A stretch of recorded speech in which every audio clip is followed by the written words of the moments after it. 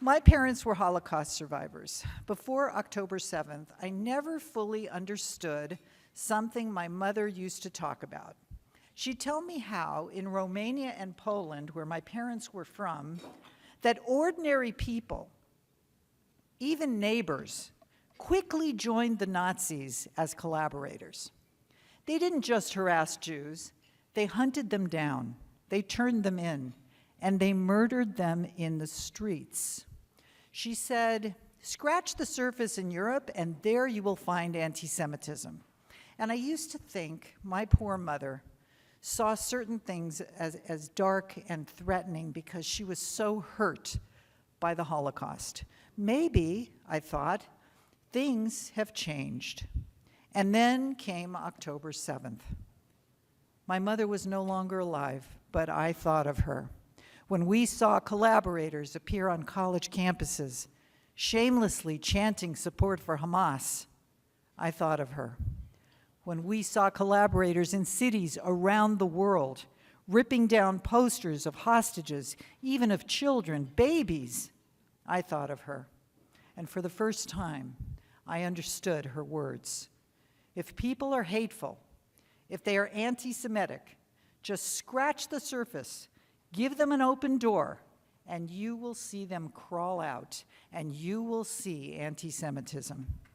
And then there was the silence from people who should have known better.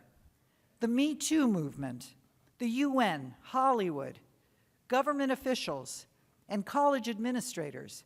They abandoned us with their silence, and they allowed Israel and the Jewish people to stand alone. It was a test, and far too many failed it. Yes, we have beautiful friends, the Washingtons, Zionist Christians, and friends in the Hindu community, and we are deeply, deeply grateful to them and always will be. Yet, now we know, our safety and our very future depends on our own antennas, our courage, and our activism. These last 2 years remind us that saving and protecting Jewish lives is up to the Jewish people. The Jewish people must intentionally take care of the Jewish people. And that is why we're here tonight, after all.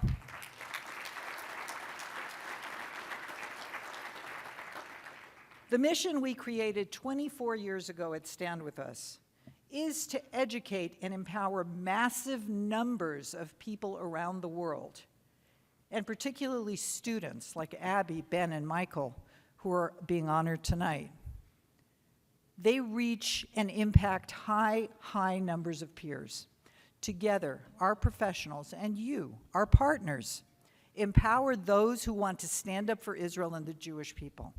Our job is to give students and communities the strength of the Stand With Us promise that we will create and we will maintain the pro-Israel and pro-Jewish network so they know they are never alone.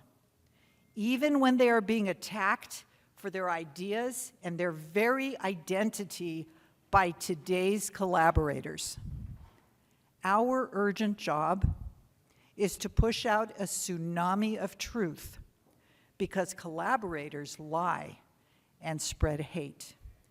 Our job is to inspire bridge building because relationships matter. Make no mistake, the surface was scratched by the Nazis during the Holocaust and collaborators emerged. The surface was scratched again by Hamas on October 7th, and today's collaborators crawled out and echoed the call to murder Jews and destroy Israel. Anti-Semitism rose up in the last 2 years like we haven't seen it since the end of the Holocaust. So tonight, at this Campus Champions Gala, I want to say thank you. Thank you for taking the meaning of Stand With Us into your hearts and your actions. But don't just feel it quietly. Stand with us openly, actively, and proudly. Together, we will drown out the noise and the danger of today's collaborators and the silence of those who should know better. I want to say a big thank you right now to our Lions of Zion, the IDF.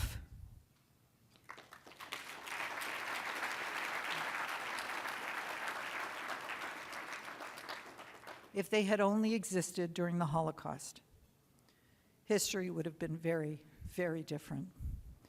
May God always protect and defend the Jewish people, our allies, and the state of Israel. Am Yisrael Chai. Thank you.